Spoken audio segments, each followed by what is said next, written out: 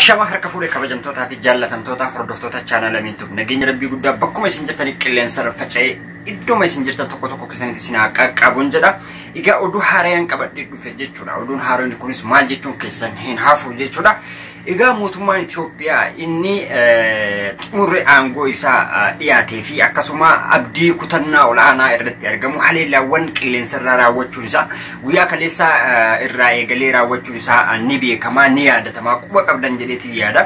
Haaluma wal fakkaatuun guyyaa har'aatis haleellaawwan qilleensa irraa jechuudha. Haleellaa qilleensa irraa kan nama tokkoof hin darbatamne yookaan ammoo bakka tokkoof hin darbatamne eenyu akka bakka san jiru osoo addaan hin baafatin abdii kutannaa muummicha ministeera kanaa ta'uudhaan kan beekamu jechuudha.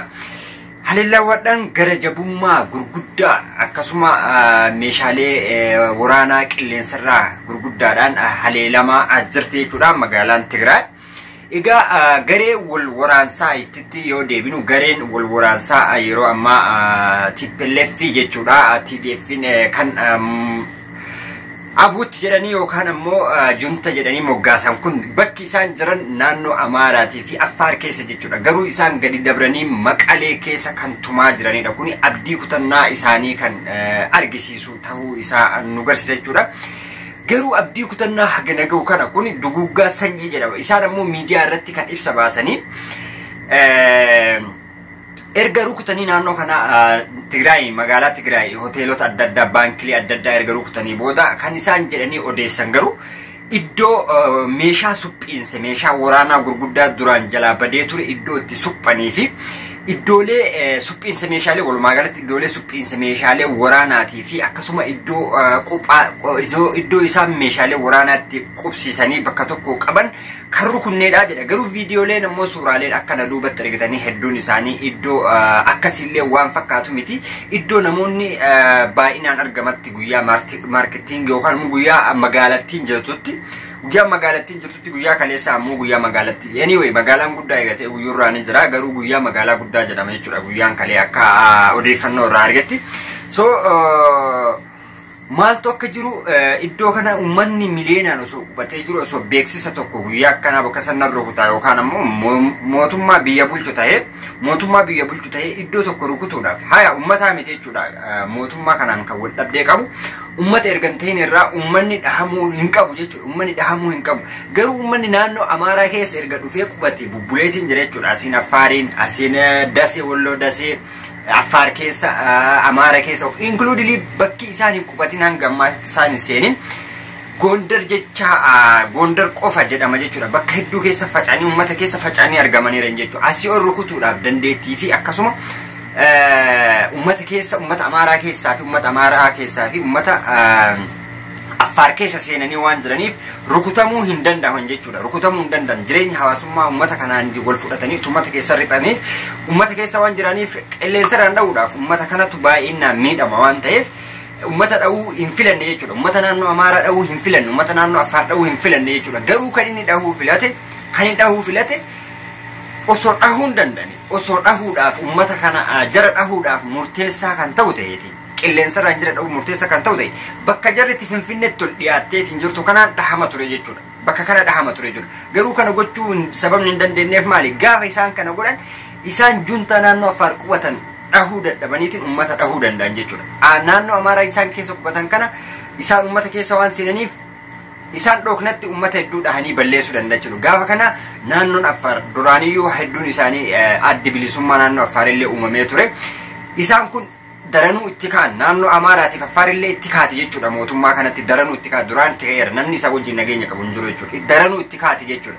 So inni kana gochuun filanne dhaqeetiin uummata Tigraay guutumatti duguggaa uummata Tigraay irratti raawwachaa jirama jechuudha. Kan akka namummaa tokkootitti deeggarsa TPLF yookaan ammoo deeggarsa uummata Tigraay osoo hin taane deeggarsa akka namummaatitti kun waan balaaleffatamuu qabudha jechuudha. Itoophiyaan ijaaramtu kana ala hin jirtu bara jechuudha. Itoophiyaa tantu ijaaramame ni akka nam tokkooti yoo yaaddu Itoophiyaa balleessaa Itoophiyaa akkam jechuudha isaa. Ani ilma Oromooti biyya Itoophiyaa jedhamtu keessa jiraadha including biyya Itoophiyaa jedhamtu keessa jiraadha. Atis akkasuma tayyib anaafatiin kun yoo wal dhabne ani Itoophiyaa tam ijaaruuf wal dhaba atammoo Itoophiyaa tam ijaaruuf anaa wal dhabda. Itoophiyaa tam ite ijaaramtu Itoophiyaan amma duran turre waggaa 3 duran turre Itoophiyaan waggaa 100 waggaa 50 duran turre Itoophiyaan turteerti har'a Itoophiyaan isin ijaaruudhaaf harmi Oromiyaa Tigraay Affaar bakka hundatti cafcafaan adda addaan ni raawwatamaa jira jechuudha. Kana jechuun ammoo kutannaa qilleensarraan ka'ame jechuun aangoo isaatiif just dubbii xumuraati jedhama kun amma dubbii xumuraati. Kanaan dadhabame jechuun carraa takka illee hin qabu jechuudha. Ammallee kanaan illee hin milkaa'u. Kan inni dhahaa jiru naannoo Tigraay keessa dhahaa jira. Ummata naannoo Tigraay dhahaa jira. Ummata naannoo Tigraay dhahuun ammoo isaan keessaa ol dhufanii jiran. Keessa dhufanii jiran ummata nagahaatii fi magaalota isaanii baankilee isaanii hoteelota isaanii gurguddaa bakka qubsuma namoota gurguddaa akkasuma bakkoota mimmidhaagoo ta'an rukutaa jira jechuudha. Kuni garuu isaan waraanni isaanii harki baay'een isaanii jalaa dhufanii Dasee keessatti argamu Walloo keessaan Affaar keessatti argamu Amaaraa keessatti seenanii argamu. Inna duuba kan inni gakkuteetiin dakana dhahuu jechuun duguggaa sanyii raawwachuu isaati jechuudha. Kana jechuun duguggaa sanyii ummata Tigraay irratti labsamee jira jechuudha.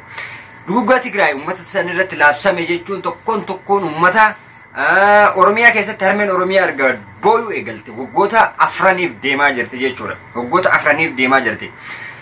Kuni ammas kan mana hidhaa addunyaa yookaan ammoo mana mootummoonni yeroo balleessaa gurguddaa qaban itti gaafatamanii fi itti hidhaman jechuudha. Kan isa dhaabuun waan hafa hin qabne jechuudha. Kun abdii kutannaa isaatii fi erga balleessaa kana hunda balleessine erga balleessee himatamuun kiyya mana murtii addunyaatti erga hin oolle himatamu jira.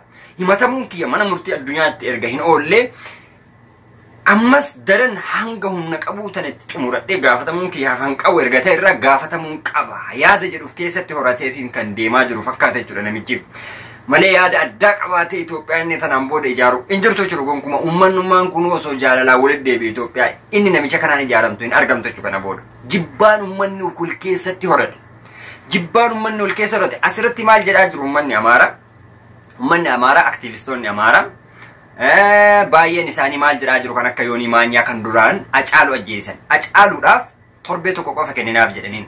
Kana hin raawwattu taanaan intalli atiif jalaa qabdu muummicha ministeeraatiin jedhee quba qabaadhu. Intalli atiif jalaa qabdu Amaaraa yeroo torbee akkasiif kennina. Acaaluun Minilikiin arrabsee nugusa keenna fardaatee dhufe jedheeni.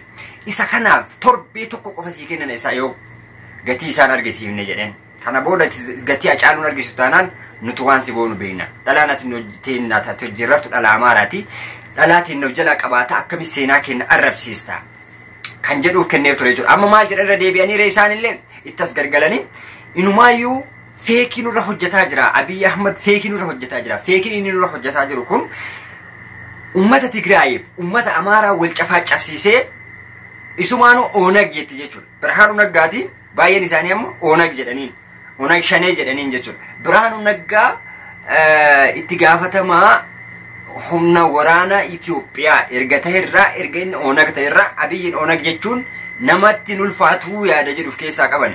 Namatti ulfaatuu isa ganaaran jechuudha. Uummanni Amaaraa tokkoon aktiivistootumatu namarra kaasaa deema jechuudha. Aktiivistootuma gurguddatu namarratti uummata isarratti kaasaa deema jechuudha. So isarratti amma akkas jedhanii kaasuu jiran. Akki isaan jedhan kun uummata Amaaraatiif uummata Tigraay wal dhoksiseeti Onag Shaneen salphamatti akka Itoophiyaa qabattu yookaan ammoo Oromiyaan firii isii taatee gaafa Amaaraa fi Tigraay wal cafaacafte yookaan ammoo wal balleessite salphamatti Oromoof Oromiyaan eenyuunillee osoo waliin dhabin Amaaraa fi Tigraay sabni gurguddaan biyya san keessa wal dhabu gurguddaan sadima haa jiraatu akka Sidaamaa fi Affaaris haa jiraatu malee gurguddaa wal dhabdeeti gara aangoo kanaaf baay'ee wal dhabullee sabuma sadii Amaaraa, Tigraay fi Oromoodha. Gaafa kana Amaaraa fi Tigraay gaafa wal dhahanii wal balleessan gabaabumatti Onag Shaneen aangoo akka qabattuuf kan gahee guddaa taphataa jiru muummicha ministeeraatii fi akkasuma hoogganaa raayyaa ittisa biyyaa kan ta'e Birhaanuu Juullaati yaada jedhu hedduun isaanii uf keessaa qaban jechuudha. Kana jechuun ammoo muummicha ministeeraa duraan isaaniidhaaf osoo ufiif eeleen dhaabin osoo firaaf eeleen dhaabin ormaaf eegee dhaabdii akkuma jedhamu san osoo ufiif hin tahin ormaaf hin taha jedhee seenaa dur kaasa jedhee isaaniinillee ganamuuf jira jechuudha. Kan Oromiyaas kan Oromoo ganee dabartee hin argine kan Oromoo ganee salphate malee jedhe Hayyichi Jawaar Muhammadu jedhe. Wanni inni jedhaa turee fi wanni inni jechaa jirullee tokkoon isaaniitiin deemee qaqqabee jira. Ammallee qaqqabuuf hin ta'a. Inumayyuu wanni jedhame guutuun isaa baay'een dabreetiin jira jechuudha. Kanaaf kuni amma abdii kutannaa isaa ta'uu nu garsiisaa isiniin jechuun barbaada. Waan wajjin turtaniif hedduu takka galatooma. Warroon chaalaa kanaaf haaraya taatan subscribe gochuudhaaf odeeffannoo haaraya yeroo gabaabaa fi akkasuma taphoota tokko akkuma duraan taphachaa turretti isin biraan kan ga'u ta'a. Waan wajjin turtaniif hedduu galatooma. Baay'een isin kabajaa, baay'een isin jaalladha. Please share gochuudhaan channel kana akka namoota hedduunaa qaqqabsiistan kabajaaf jaalalaan isin gaafadha jechuudha. Innaa like yoo gootan namoota kaawwan bira akka qaqqabuu fi odeeffannoolee haaraas ta'ee taphoota adda addaa akkuma amma dura isiniin gahaa ture akka bira hiriyoota keessan bira gahuuf jecha share gootanii akkasuma like gootanii gahee keessa yoo taphattan baay'ee na gammachiisa, baay'ee natti tola. Waan wajjin turtaniif galatoomaa, fayyaa nagaa keessa jiraadha. Ciao, bye bye.